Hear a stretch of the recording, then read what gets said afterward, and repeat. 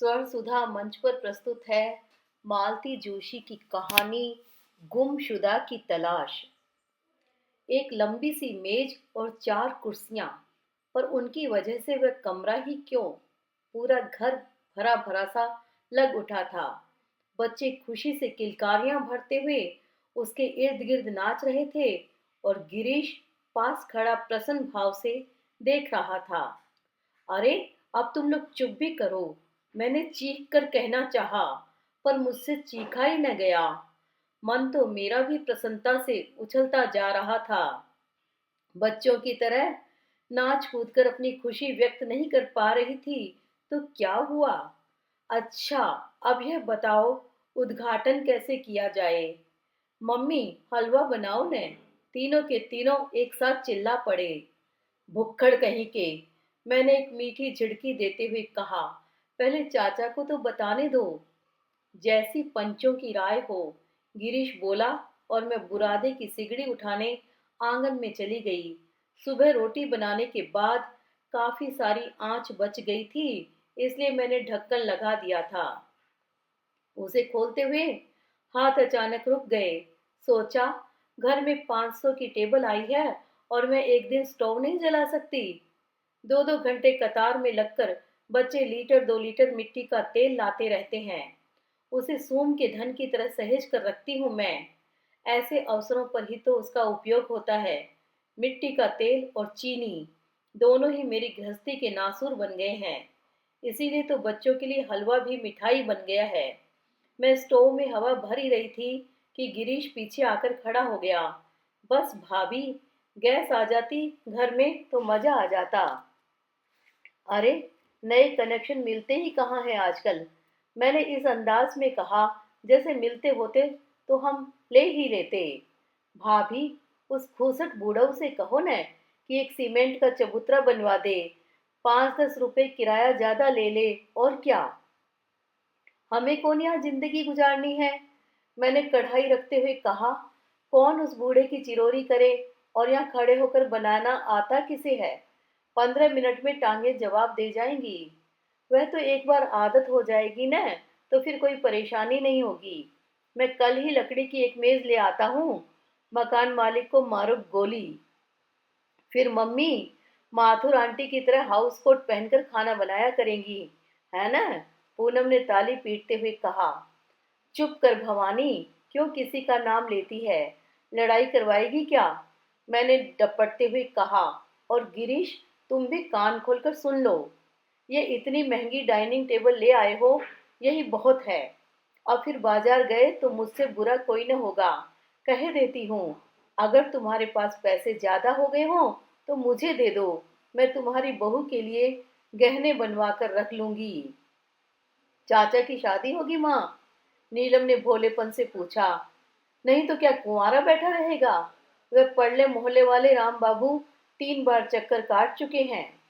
Please mummy, Anoop ने बुरा सा मुंह बनाकर कहा। वह अपनी कुसुम दीदी के लिए आए होंगे तो साफ मना कर देना। मुझे वह जरा भी अच्छी नहीं लगती। अरे वाह, कोई तेरी शादी की बात हो रही है जो इतना बढ़ चढ़कर बोल रहा है।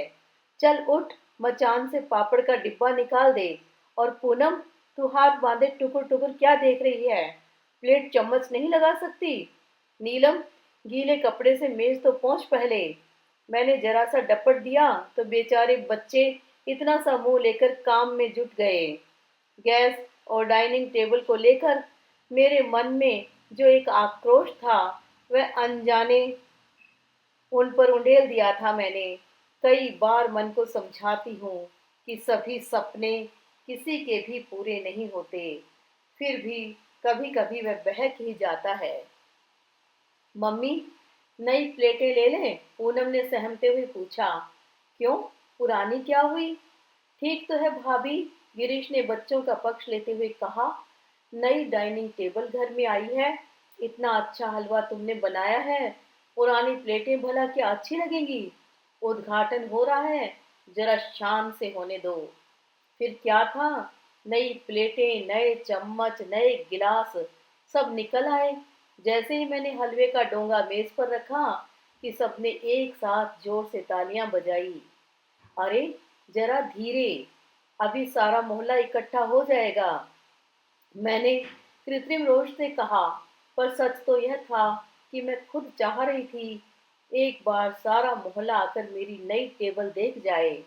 इस टेबल का महत्व मेरे लिए ज्यादा था, इसलिए कि यह गिरीश की भेंट थी, अपनी भाभी के लिए, अपनी कमाई की पहली भेंट। जिस गिरीश को घर परिवार ने, पास पड़ोस ने कब से आवारा करार दे दिया था। गिरीश जो पार्ट 1 में 3 बार फेल होने के बाद घर छोड़कर भाग गया था। गिरीश जो 4 साल तक अज्ञातवास में रहने के बाद एक दिन अचानक दरवाजे पर आ खड़ा हुआ था। उस समय उसे देखकर कौन कह सकता था कि यह वही गिरीश है जिसे सब लोग आवारा कुत्ते की तरह दुत्कारा करते थे। अब तो उस पर आंखें भी न ठहरती थी। लक-तक करते कपड़े, सजे संवरे बाल, गठा हुआ शरीर, भरा भरा चेहरा, बोलचाल में एक तहजीब, एक आत्मविश्वास। उसकी चमकी हुई किस्मत देखकर पता नहीं कितनों का माथा ठनका था, पर मेरा रोम रोम ईश्वर को धन्यवाद दे रहा था। इस नाकारा लड़के के लिए मैंने कितनी बार मोहल्ले वालों से लड़ाई मोल ली थी। कई बार उसका पक्ष लेकर इनसे भी भिड़ गई थी, पर मेरी वह तपस्या, वह ममता व्यर्थ नहीं गई थी। लड़का बर्बाद होने से बच गया था। वह भी मेरे इस वात्सल्य को भूला न था। बार बार कहता, भाभी, सिर्फ तुम्हारे लिए ही घर वापस लौटा हूं मैं। सोच लिया था कि किसी लायक बनते ही भाभी के चरण छूने जाऊंगा, और किसी से मुझे कोई मतलब नहीं। आया था तो अपने साथ ढेर सारी चीजें लेता आया था। यहाँ भी उसकी खरीदारी जारी थी। बच्चों के लिए स्वेटर्स, जूते, बस्ते, जो भी जिसने मांगा। आते ही दूसरे दिन मेरे हाथ में 100 के 5 नोट थमाकर बोला था, भाभी, ये सिर्फ तुम्हारे लिए हैं। इन्हें तुम केवल अपने लिए खर्च करोगी। मैं खुद तुम्हारे बारे में ठीक से जानता नहीं। फिर सोचा, अपने आप जाकर खरीदोगी तो शायद तुम्हें ज्यादा आनंद आएगा। वे रुपए हाथ में लेते ही पता नहीं कितनी अतृप्त इच्छाएं मेरे सामने नाच उठी थी, पर उन सबको परे धकेलकर मैंने एक ही चीज मांग ली थी, खाने की मेज। बच्चों का गुलक पाड़ा एकाएक थम गया तो मैंने चौंक कर देखा, ये दफ्तर से लौट आए थे। मेरा वश चलता तो मैं हलवे की महक हाथों से समेट लेती या मेज को आंचल में छिपा लेती। अपनी उमंग में यह बात याद ही न रही थी कि घर में एक और प्राणी भी है, और वह इस घर का मालिक है। उसकी इजाजत लेना बेहद जरूरी है। वे मुंह हाथ धोने आंगन में निकल गए तो मैंने गिरीश की ओर देखा। उसका चेहरा एकदम उतर गया था। बेचारा लड़का इतनी अच्छी नौकरी में लगा है, पर भाई से अब भी किस कदर डरता है। यह सोचकर गर्व तो हुआ, पर दया भी बहुत आई। बच्चे उसे चंट निकले। उन्होंने वातावरण को सूंघ लिया था और खा पीकर ऐसे गायब हुए कि पता ही न चला। मैंने ही फिर प्लेटें समेटते हुए गिरीश से कहा, थोड़ा सा घूम आओ न। वर्मा जी का किशोर 2 बार हो गया है। वह जैसे मेरे आदेश की ही राह देख रहा था। एकदम भाग खड़ा हुआ। दफ्तर के कपड़े बदलकर ये रोज की तरह पटरे पर आकर बैठ गए। मुझसे यह कहने की हिम्मत नहीं पड़ी कि अब तो मेज आ गई है, कुर्सी पर बैठिए न। चुपचाप चाय का पानी चढ़ा दिया और हलवे की प्लेट उनके आगे सरकाते हुए कहा, डाइनिंग टेबल आई है ना आज, उसी खुशी में बनाया है। मुझे डर था कि वे प्लेट उठाकर फेंक देंगे, पर वैसा कुछ नहीं हुआ। उन्होंने सिर्फ इतना कहा, अच्छा, और प्लेट उठा ली। गिरीश लाया है। मैंने सूखी हंसी हंसते हुए कहा, इतना मना किया पर माना ही नहीं। कहता है, यह तो आपके लिए मेरी कमाई की पहली भेंट है। आई सी। आपसे पूछ लेना चाहता था पहले, पर डर रहा था कहीं मना न कर दें। मना क्यों करूंगा भला? उसका पैसा है, जैसा चाहे खर्च करे। मेरी समझ में नहीं आया कि इस बात पर गुस्सा हुआ जा सकता है या नहीं।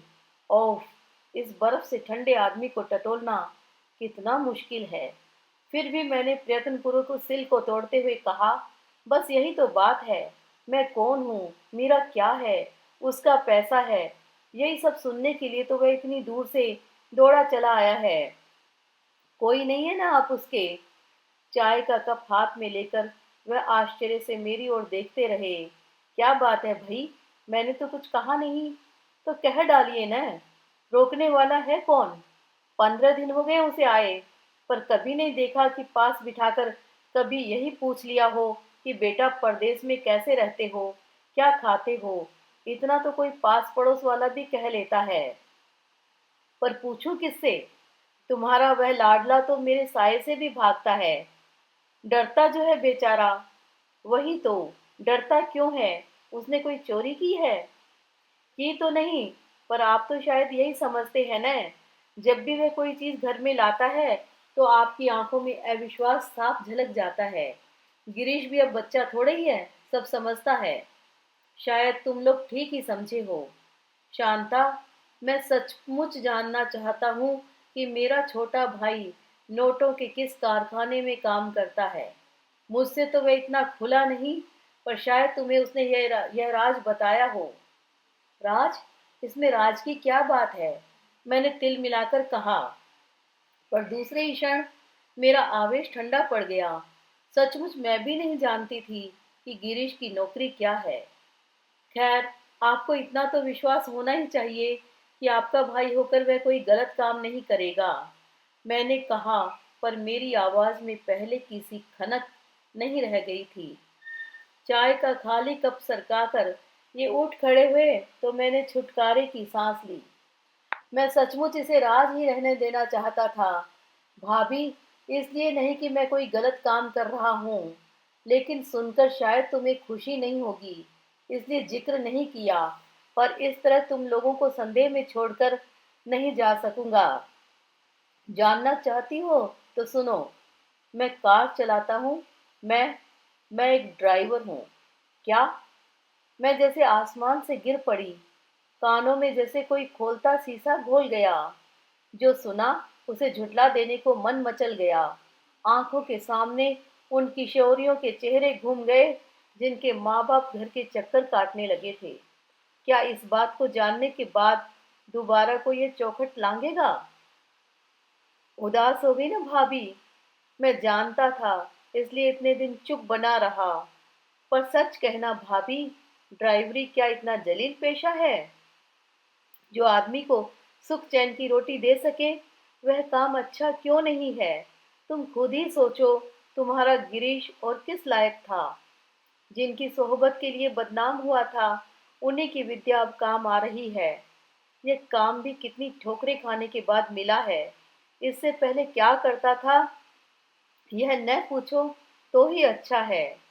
तुम कहोगी, ढंग से पढ़ लिख लेता तो यह हालत न होती, लेकिन पढ़ ही जाता तो कौन सा निहाल हो जाता।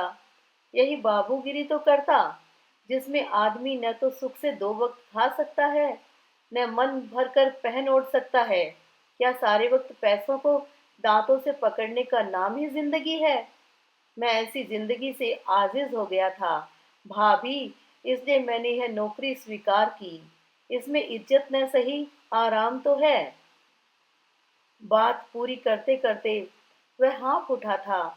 बहुत मन हुआ कि उसे पास बुलाकर उसकी पीठ पर, सिर पर ममता का हाथ फेरूं, उसे आश्वस्त करूं कि तुम्हारी नौकरी से मुझे कोई फर्क नहीं पड़ता।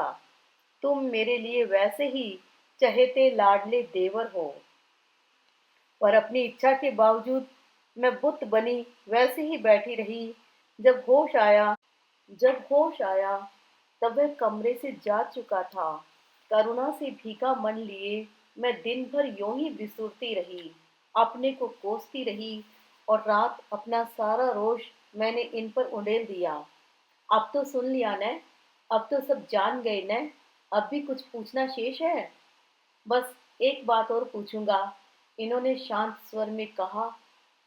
मैं अवाक देखती रही।